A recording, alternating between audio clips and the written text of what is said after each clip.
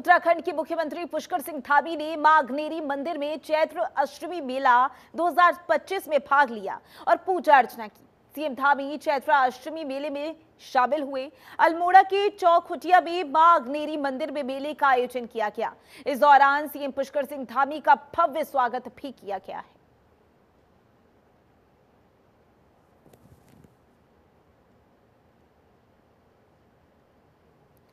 तो तस्वीरें देखिए, जहां चौखुटिया में मां अग्नेरी मंदिर में मेले का आयोजन किया गया है। चैत्र अष्टमी मेले का आयोजन किया गया है और इस आयोजन में यानी कि इस कार्यक्रम में सीएम पुष्कर सिंह धामी पहुंचे और कार्यक्रम में शामिल होते हुए नजर आए, पूजा अर्चना भी करते हुए नजर आए। ये तस्वीरें आपको दिखा रही हैं।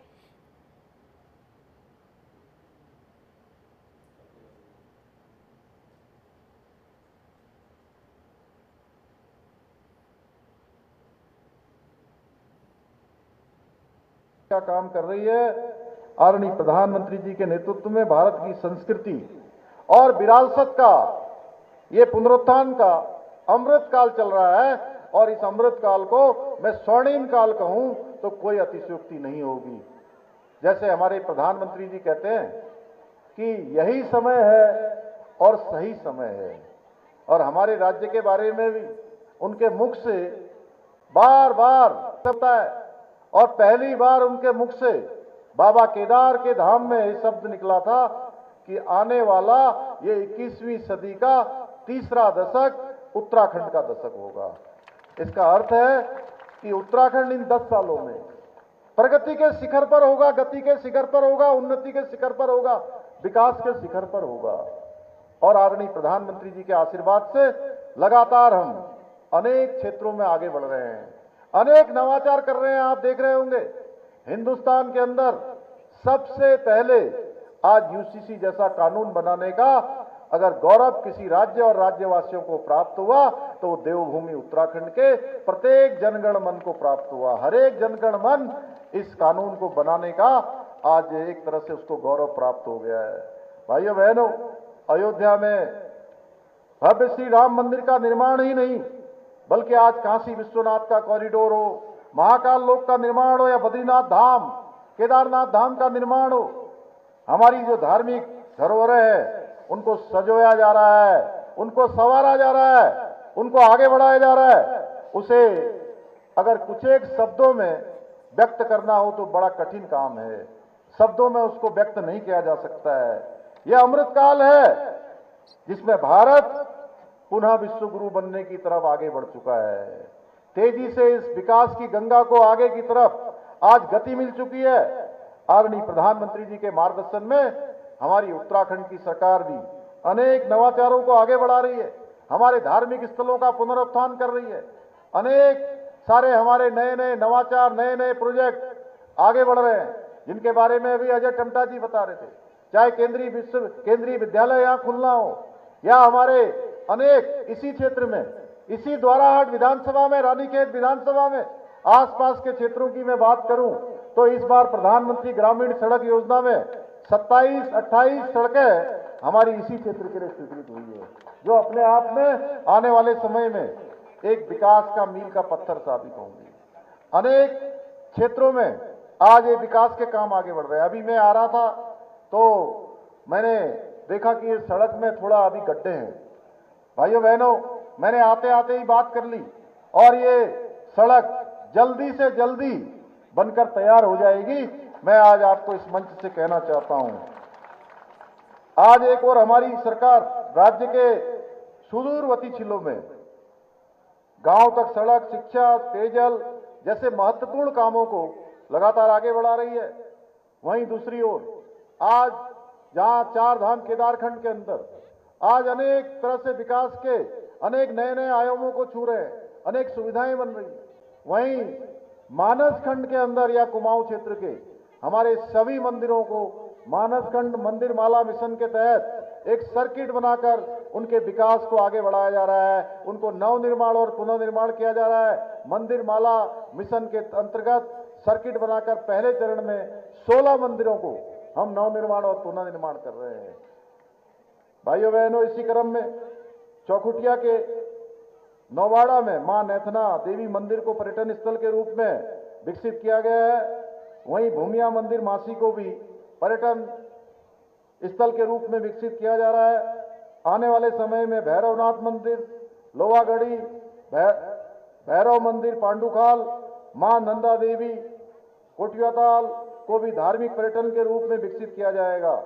भाइयों बहनों, विभिन्न परियोजनाओं के माध्यम से द्वाराहाट और चौखुटिया क्षेत्र के समग्र विकास को सुनिश्चित करने के लिए हम पूर्ण प्रतिबद्धता के साथ काम कर रहे हैं। आज जो हमारी गड़ाई चौरासी रोड जिससे आया था, इसकी अच्छी स्थिति नहीं थी, लेकिन हमने कहा कि नहीं, इसको जल्दी से जल्दी बनाया जाना चाहिए। और मैं आप सबको बता देना चाहता हूं, देखिए, हम विकास के मामले में किसी प्रकार की कोई भी भेदभाव, पक्षपात की नीति पर काम नहीं करते, क्योंकि आदरणीय प्रधानमंत्री मोदी जी का एक संकल्प है, एक मंत्र है, सबका साथ, सबका विकास, सबका विश्वास और सबका प्रयास। और तो वहीं हरिद्वार दौरे पर सीएम पुष्कर सिंह धामी कबड्डी चैंपियनशिप के समापन समारोह में शामिल होंगे। रोशनाबाद के वंदना कटारिया स्टेडियम में कार्यक्रम रखा गया है। मुख्यमंत्री के आगमन को लेकर सुरक्षा के कड़े इंतजाम किए गए हैं।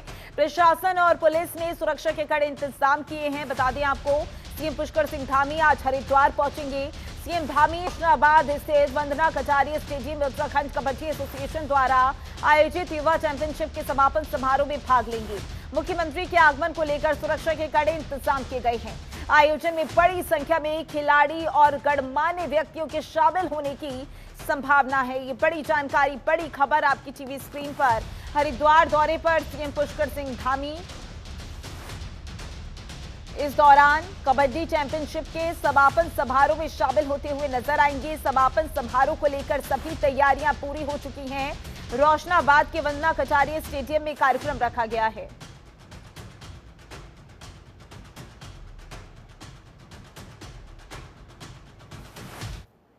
तो वहीं मोदी सरकार वक्फ संशोधन बिल की परीक्षा में पास हो गई है। वक्फ संशोधन बिल 2025 पहले लोकसभा से पास हुआ, अब दिन रात की चर्चा के बाद राज्यसभा से भी पारित हो गया है। वक्फ बिल के पक्ष में 128 वोट पड़े हैं, जबकि 95 सदस्यों ने इसके विरोध में वोट दिया। इसी बीच सीएम धामी ने वक्फ संशोधन बिल को लेकर एक्स पर पोस्ट किया है। सीएम धामी ने कहा कि ये विधेयक पारदर्शिता, न्याय और सभी नागरिकों के संवैधानिक अधिकारों की रक्षा की दिशा में एक महत्वपूर्ण कदम है। केंद्र सरकार आदरणीय पीएम मोदी जी के नेतृत्व में सुशासन और न्यायिक सुधारों को सशक्त बनाने के लिए निरंतर प्रयासरत है। इस विधेयक का उद्देश्य वक्फ संपत्तियों के प्रबंधन में पूर्ण पारदर्शिता, कानूनी स्पष्टता और न्यायिक संतुलन स्थापित करना है। ये विधेयक किसी समुदाय विशेष के खिलाफ नहीं, बल्कि सभी नागरिकों के अधिकारों की सुरक्षा के लिए लाया गया है। इसके लागू होने से झूठे और अवैध दावों पर रोक लगेगी, जिससे भूमि और संपत्ति से जुड़े विवादों का निष्पक्ष समाधान हो सकेगा। साथ ही ये सुनिश्चित किया जाएगा कि वक्फ संपत्तियों का दुरुपयोग ना हो और वे समाज के व्यापक हित में उपयोग किया जाए।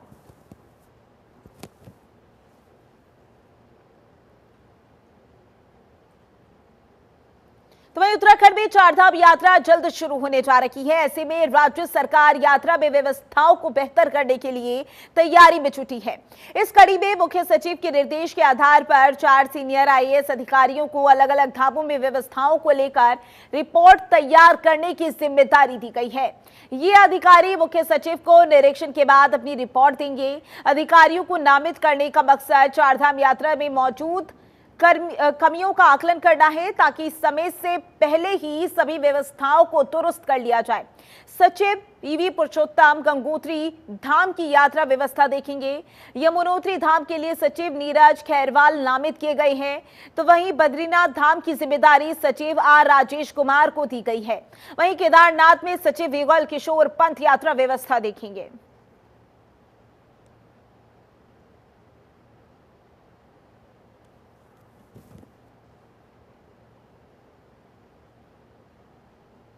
तो वहीं चारधाम यात्रा की तैयारियां जोरों शोरों से चल रही हैं। केदारनाथ के लिए हेली सेवा की बुकिंग शुरू हो गई है। 8 अप्रैल से शुरू होगी हेली सेवा की ऑनलाइन बुकिंग। IRCTC जल्द वेबसाइट का लिंक करेगा जारी। केदारनाथ धाम के लिए हेली सेवा की ऑनलाइन बुकिंग 8 अप्रैल से शुरू हो जाएगी। उत्तराखंड नागरिक उड्डयन विकास प्राधिकरण और IRCTC ने इसकी तैयारी पूरी कर ली है। बुकिंग के लिए IRCTC जल्द वेबसाइट का लिंक जारी करेगा। 2 मई को बाबा केदारनाथ धाम के कपाट श्रद्धालुओं के लिए खुल रही है। बड़ी संख्या में देश विदेश से आने वाले श्रद्धालु बर्ड हेलीकॉप्टर केदारनाथ धाम से जाते हैं, जिसके लिए ऑनलाइन टिकट बुकिंग की सुविधा दी जाती है। हर साल केदारनाथ धाम के कपाट खुलने के साथ ही केदारनाथ धाम के लिए हेली सेवाओं का संचालन शुरू हो जाता है। ऐसे भी इस यात्रा सीजन में दौरान 2 मई से केदारनाथ धाम के लिए गुप्तकाशी, सिरसी और फाटा से हेली सेवा का संचालन शुरू हो जाएगा। जो यात्री हेली सेवाओं के जरिए बाबा केदार के दर्शन करना चाहते हैं, वो यात्री 8 अप्रैल से IRCTC की वेबसाइट heliyatra.irctc.co पर जानकारी उपलब्ध हो सकती है। इस बार हेली सेवा के जरिए केदारनाथ धाम में आने वाले श्रद्धालुओं को पिछले साल की तुलना में अधिक किराया देना होगा। दरअसल पिछले साल के किराए में 5% की वृद्धि करते हुए इस साल नया रेट लिस्ट जारी किया गया है। ग्राफिक इसके जरिए बता रही हैं आपको कि केदारनाथ हेली सेवा का किराया कितना है। रूट साल 2025 सिरसी से केदारनाथ 6061 रुपए है। वहीं बात करें फाटा से, तो फाटा से केदारनाथ 6063 रुपए, गुप्तकाशी में केदारनाथ 8533 रुपए।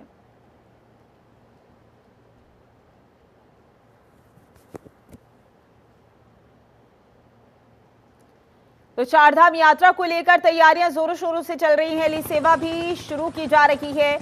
आपको ग्राफिक से जरिए किराया भी बता रही हैं, रूट्स भी बता रही हैं कि किस तरीके से सिरसी से केदारनाथ के लिए 6066 रुपए लगेंगे, तो वहीं फाटा से केदारनाथ के लिए 6063 रुपए लगेंगे।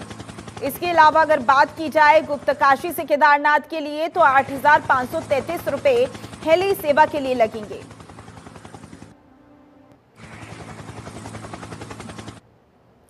तो वहीं हल्द्वानी में राज्य के उच्च शिक्षा मंत्री धन सिंह रावत ने इंदिरा प्रियदर्शनी महिला डिग्री कॉलेज में परीक्षा भवन का शिलान्यास किया। लगभग 541 लाख रुपए की लागत से बनने वाले नए परीक्षा भवन का भूमि पूजन हुआ। इस दौरान राज्य के उच्च शिक्षा मंत्री धन सिंह रावत ने पत्रकारों से बातचीत करते हुए बताया कि महिला महाविद्यालय में परीक्षा के दौरान छात्राओं को दिक्कत होती थी, कम जगह में परीक्षाएं आयोजित की जाती थी। ऐसे में अब इस नए भवन के बनने से परीक्षा के दौरान छात्रों को कोई दिक्कत नहीं होगी। हमारी सरकार ने पूरे प्रदेश में 18 डिग्री कॉलेजों को परीक्षा भवन दिए हैं। लगभग 5.5 करोड़ रुपए की लागत से एक बन रहा है। उसका मेन मकसद यह है कि लगभग 500 बच्चे एक परीक्षा हॉल में परीक्षा दे सकते हैं। वो मल्टीपर्पज़ भी रहेगा, कभी कोई कार्यक्रम होगा तो वहाँ पे किया जा सकता है। दूसरा, कई बार क्या है कि बच्चे ऑनलाइन परीक्षा देते हैं तो वहाँ पे कंप्यूटर की सारी व्यवस्था रहेगी। वैसे हम 25 डिग्री कॉलेजों को मॉडल डिग्री कॉलेज बना रहे हैं, उसके लिए भी लगभग 70 करोड़ रुपए हमने अब मुक्त कर दिए हैं। और 25 डिग्री कॉलेजों में हम गरीब बच्चों के लिए छात्रावास बना रहे हैं। लगभग 18 डिग्री कॉलेजों में छात्रावास बन के तैयार भी हो गए हैं। अभी जो हमारा MBPG डिग्री कॉलेज है उसका भी छात्रावास बन के तैयार हो गया। एक दिन अभी मुख्यमंत्री जी हम लोग उसका लोकार्पण करने जा रहे हैं। ऐसे हम लोग उच्च शिक्षा में कई गुणवत्तापूर्ण काम कर रहे हैं और मैं कह सकता हूं कि अब उत्तराखंड के हर ब्लॉक में डिग्री कॉलेज खुल गए हैं। तो वहीं कांग्रेस प्रदेश प्रवक्ता करीमा दसौनी ने बीजेपी प्रदेश अध्यक्ष महेंद्र भट्ट की तुलना गिरगिट से करते हुए कहा कि महेंद्र भट्ट को देखकर गिरगिट भी शर्मा जाएगा। उन्होंने कहा कि जो लोग पार्टी एकता शुचिता की बात करते थे, आज वही लोग बेनकाब हो रहे हैं। आपको बता दें कि सदन में त्रिवेंद्र सिंह रावत के द्वारा दिए गए बयान के बाद महेंद्र भट्ट ने नेताओं से सोच समझकर बयानबाजी करने को कहा था, जिसको लेकर कांग्रेस महेंद्र भट्ट पर हमलावर है।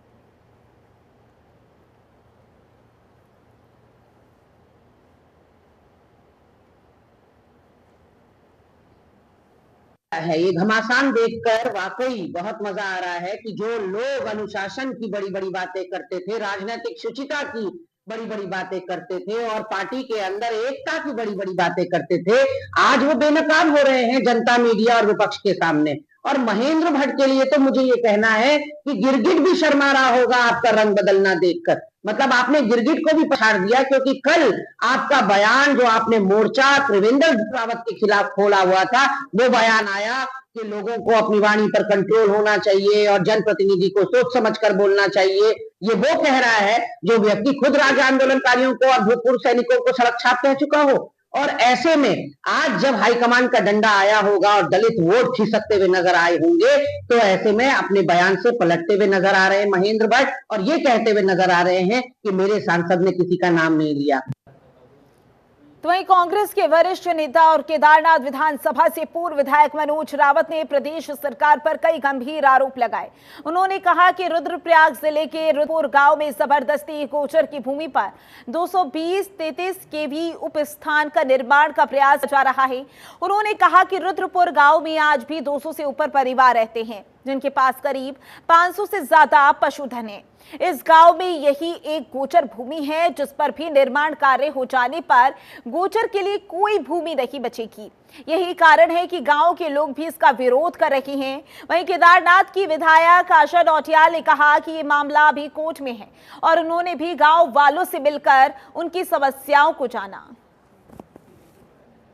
वो केदारनाथ तीर्थ पुरोहितों का गांव है और भकुंड केदारनाथ के भकुंड भैरव के पुजारी हैं। उस गांव की विशेष परिस्थिति है, उस गांव के पास गौचर भूमि के अलावा न गौचर के रूप में कोई जमीन है, न जंगल के रूप में कोई जमीन है।